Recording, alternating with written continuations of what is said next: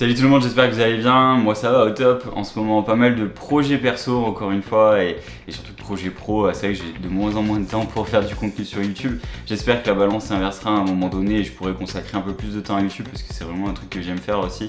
Donc voilà, on verra, peut-être qu'un jour j'aurai des petits contrats aussi à travers YouTube. Mais bon, on va faire grandir gentiment la chaîne et on verra ça plus tard. Comme vous avez pu le voir dans le titre, l'idée aujourd'hui ça va être de parler un petit peu de comment je suis devenu vidéaste télépilote pro. Parler aussi de comment vous pouvez le devenir, ça sera une deuxième partie dans la vidéo je pense. On va d'abord parler un petit peu de moi. Alors c'est vrai que c'est bizarre de parler de soi. L'exercice je pense ça va pas être facile, comme je le dis à chaque fois, c'est des vidéos que je fais au feeling, alors même si j'ai un petit script que j'essaye de suivre pour brosser un petit peu les éléments que je voulais faire, c'est vraiment voilà, du feeling et puis surtout mon ressenti. Peut-être que voilà, il y a des choses que je vais dire qui ne correspondent pas à certains ou qui n'ont pas forcément la même vision que moi. Voilà, chacun est libre un petit peu de penser comme il veut sur la partie vidéo, sur la partie drone, et puis voilà, on attaque la vidéo. Donc on va donc parler un petit peu de moi. Alors moi je suis un profil du coup, le mec qui se lance et moi. Non, moi pour décrire un petit peu, j'ai fait des études dans l'informatique, j'ai bossé une dizaine d'années dans l'informatique avant de me lancer à mon compte. Donc voilà, profil toujours un peu à suivre ce qu'il faisait niveau technologie. Donc j'ai suivi un petit peu forcément les drones hein, parce que ça a été un des trucs qui est sorti on va dire dans le courant de ces 10 dernières années. Donc premier Mavic, ensuite premier Mavic Air j'ai eu aussi. Et puis lancement dans le FPV qui s'en est suivi en 2017 ou 2018 avec mes premières machines. Voilà, j'ai grandi avec ça. La photo et la vidéo est venue un petit peu après je pense avec des caméras. Parce qu'au final je trouvais mon compte en fait à juste faire voler des drones, faire un petit peu d'image avec des drones. Donc ça restait quand même des projets très basiques, hein, des photos de paysages, des choses comme ça à travers la région où j'habite. Donc ça en est suivi après ouais, quelques années à créer sans créer quoi. Au final c'était vraiment des trucs où je postais des images de la neige par exemple qui était tombée à côté de chez moi, des choses comme ça, sans trop chercher vraiment à créer des choses impactantes ou quoi. Donc j'ai deux choses je pense à évoquer qui ont fait clairement changer un petit peu le chemin qui m'était tracé on va dire au niveau du salariat et surtout de la création. J'ai eu une première création vidéo qui a assez explosé à l'époque, surtout au niveau local, où j'ai créé en fait ce qui s'était passé c'est qu'il y avait eu du gel pendant des nuits et en fait ils ont mis des bougies sur la colline qui est de l'Ermitage où j'habite proche on va dire, et du coup je me suis levé un matin à 2 h du matin pour aller faire des images de ce truc là. Je les ai repostées et en quelques heures ça avait vraiment explosé à coup de 100 000 vues quasiment en 24 heures voilà, autour de ma région. Ce truc là d'ailleurs m'a fait déclencher après des premiers clients et ça on y viendra un petit peu après. Du coup voilà, et le deuxième point c'est surtout que je me suis mis à voyager et ça a été un concours de circonstances aussi assez drôle où je me suis mis à voyager avec d'autres créateurs de contenu ou on va dire d'autres passionnés de vidéo, on va dire plutôt comme ça, passionnés de FPV et de vidéo, c'était un peu... Donc je suis parti en Corse avec Laurent de la chaîne Drone My Life, Pierre et Elliot du coup qui sont tous les trois des pilotes de drone. Et on est parti du coup faire 15 jours en Corse et là c'est vrai que je commençais déjà à me dire putain en fait c'est trop bien de faire ce truc de vivre de la vidéo, de se déplacer et de créer du contenu en vidéo. Alors là c'était vraiment orienté voyage et ça j'en parlerai aussi un petit peu après, mais ça a changé aussi avec le temps. Ce contenu voyage était vraiment hyper intéressant. Enfin là j'ai kiffé pendant 15 jours de voler avec des gens qui avaient un peu les mêmes passions que moi et ça c'était top. Donc vraiment deux éléments qui m'ont fait faire ça. Donc des projets perso qui ont finalement grossi et qui ont explosé, et voilà des rencontres qui ont fait aussi grandir ma passion. Donc je pense que ça c'est pour des gens qui commenceraient ou qui sont aussi dans la vidéo. Je pense que c'est deux trucs hyper importants, c'est les projets perso et les rencontres. C'est vraiment les deux trucs que je peux souligner, c'est ce qui fait évoluer des gens et moi c'est ce qui m'a clairement fait évoluer. Donc voilà, après ça se continue dans le sens où je suis toujours en tant que salarié mais je pose des vacances pour travailler parce que je commence à avoir des premiers clients liés à ces contenus là au niveau du drone où je me retrouve à avoir des demandes. Alors en amont de tout ça j'avais déjà passé mon télépilote fin 2020. J'en avais profité de l'époque Covid pour passer ça. Donc j'étais déjà finalement télépilote quand j'ai fait mes premières vraies images qui ont eu de l'impact. Donc on se retrouve fin 2021, j'ai déjà eu quelques clients à travers la vidéo. Et d'autres projets de voyage aussi qui venaient en compte. Et puis moi l'idée de faire grandir aussi mes réseaux sociaux. Je continue clairement à faire un petit peu des posts sur Instagram, des choses comme ça. 2022, j'attaque à créer un compte TikTok aussi, où voilà, c'est juste histoire de créer, voir ce qui se passe. Mars 2022, ça c'est le gros changement aussi. Je me retrouve à quitter mon emploi, du coup à partir créer et continuer mon activité de vidéaste qui prenait aussi de l'ampleur. Alors ça a été un petit peu particulier parce que du coup j'ai pas profité du chômage vu que j'avais déjà mon activité de lancer. Ça a été un peu le sujet aussi un peu compliqué. Au final, si j'aurais à refaire les choses, je pense que je me débrouillerais pour avoir le chômage pendant 1 an, pouvoir lancer son activité, on va dire, pérennement. Mais bon, moi au final je m'en suis sorti comme ça. J'avais aussi l'avantage à côté d'avoir du boulot avec un ami à mon papa qui bosse dans l'informatique et du coup qui m'a permis aussi de continuer un petit peu mon activité que j'avais avant et de pouvoir la récupérer et pouvoir facturer des heures aussi et pouvoir vivre tout simplement parce que bref, c'est bien beau de vouloir un peu vivre de la vidéo, mais il faut aussi payer un petit peu toutes ces factures, un crédit, des choses comme ça.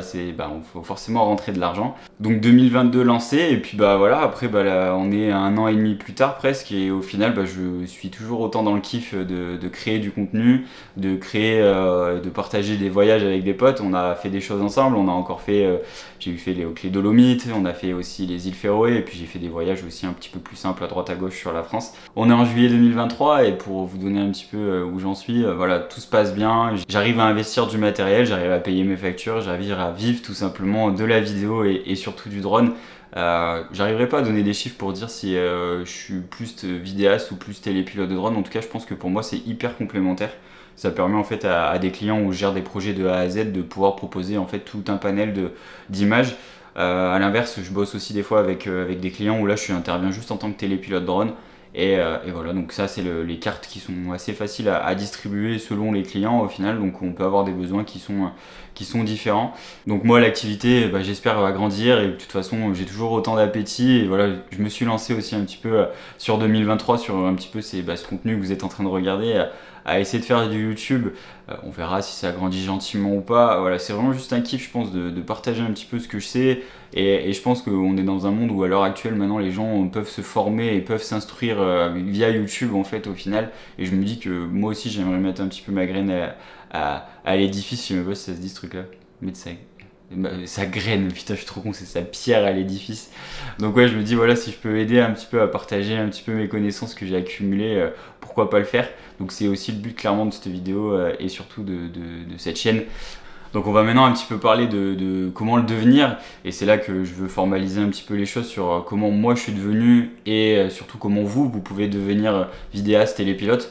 Voilà, je continue encore un petit peu à les englober parce que franchement pour moi c'est primordial d'être les deux. Si vous êtes vidéaste, il faut être télépilote et si vous êtes télépilote, il faut être vidéaste. Ça va vous permettre en fait, surtout si vous êtes en freelance, de vraiment brosser bien plus large en termes de clientèle. Moi du coup comme je le disais un petit peu, ça a surtout été de mon côté beaucoup de YouTube en fait pour apprendre.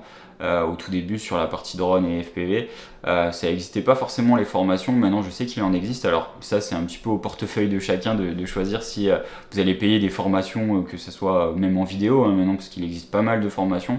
Ça peut être un bon départ, ça dépend en fait de votre culture, si vous êtes de culture à avoir besoin de suivre quelque chose de très procédurier pour apprendre quelque chose comme on peut le faire à l'école, ou alors un peu comme je suis moi où j'ai envie de faire un style de vidéo ou un besoin, je vais aller regarder comment ça fonctionne sur YouTube et apprendre plus ou moins comment ça fonctionne.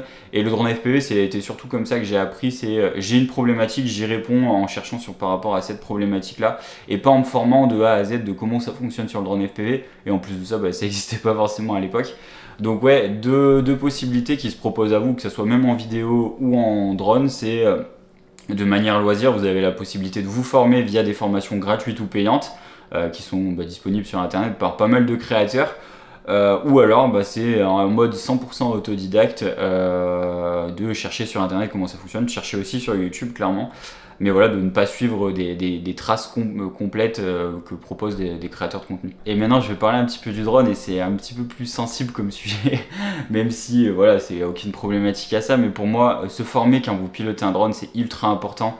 Il y a encore beaucoup trop de monde qui pilote des drones et qui font n'importe quoi. Alors c'est pas un coup de gueule, c'est juste une constatation que je vois au quotidien. En plus de ça, ben, la plupart des gens commencent maintenant aussi à diaboliser un petit peu les drones avec ce qui se passe dans certains pays dans le monde, ou même, ben voilà, tonton Daniel a acheté son drone et il survole tout le quartier et il s'amuse à aller filmer la voisine qui est en maillot de bain. Je vais pas vous le cacher, je sais que ça existe. Moi je vois, même dans mon petit village, je vois, il y a quoi, il y a 3 semaines, un mois, j'ai vu passer un drone qui passe par-dessus tout le village à fond. Je me suis dit, mais attends, mais il fait quoi lui? Est-ce que c'est possible de faire ça? Malheureusement, nous, en tant que télépilote, on voit de plus en plus les choses mal se passer. Je le vois de plus en plus aussi, moi, de mon côté, où ben, quand je suis en clientèle, les gens ont des peurs, hein, clairement, vis-à-vis du drone. Qu'est-ce que vous faites avec ça? Vous n'avez pas le droit de voler ici, etc. L'avantage est que bah, du coup, maintenant, avec le temps et surtout, bah, voilà, on met des choses en place, on explique qu'on est télépilote et que bah, y a plein de choses qu'on fait, on crée des zones de vol, on est aussi habillé pour montrer qu'on pilote et qu'on est professionnel tout simplement. Mais ouais, ce truc-là est un peu compliqué en France et moi, c'est le premier truc que j'ai à dire là-dessus, c'est que peu importe si vous allez faire du loisir ou du professionnel, il faut vous former, il faut connaître les lois. C'est un petit peu dur ce que je dis, mais c'est que la technologie fait que évoluer, on va de plus en plus loin avec les drones, on vole de plus en plus longtemps. Le pire de tout ça, c'est que ben, on a des dérives qui vont se créer automatiquement via tout ça. Et voilà, donc moi ce que je peux vous conseiller, c'est surtout de vous former. Il y a des écoles du coup pour parler un petit peu de ça. Donc il y a des centres de formation qui sont dédiés à la formation télépilote, avec plus ou moins des personnes qui sont qualifiées là-dessus. Il y a des gens qui sont, on va dire, des vrais vidéastes et qui vont vous former. Il y a des gens qui sont juste télépilotes et qui vont vous former en tant que télépilote et pas en tant que cadreur de drone. C'est un petit peu le sujet. Moi, ça n'a pas été mon cas. Heureusement, j'ai eu l'avantage aussi, moi, de le passer en accéléré, mon télépilote, et ça s'est bien passé. Une grosse problématique que vous allez rencontrer si vous passez votre 4, parce que maintenant c'est comme ça que ça s'appelle, c'est le parti théorique qui est assez complexe. Hein. Franchement, je sais pas trop comment je l'ai eu moi du premier coup. Voilà, il y a beaucoup de compétences à apprendre et de connaissances surtout autour de l'aviation, autour de la météorologie, etc. etc. Donc le pratique, on peut vous le donner clairement, parce que c'est assez facile de conduire un drone classique, stabilisé, on va dire sans l'assistance du GPS, parce que ça c'est un truc qui rentre en compte. On n'a pas l'aide du GPS quand on pilote le drone lors de la formation. Par contre, le côté théorique, bon courage. Mon petit retour sur moi et ce que je suis devenu et ce que vous pouvez devenir, voilà, au feeling, hein, comme je dis à chaque fois, c'est vraiment un truc que je déballe devant la caméra, devant vous, histoire de sortir un petit peu du contenu sur la chaîne. À côté de ça, bah, j'espère que vous êtes toujours là, j'espère que vous allez vous abonner aussi, parce que j'ai quand même beaucoup de personnes qui regardent ces vidéos et qui ne sont pas forcément abonnés. En tout cas, moi je vous dis à la prochaine pour une nouvelle vidéo, ciao!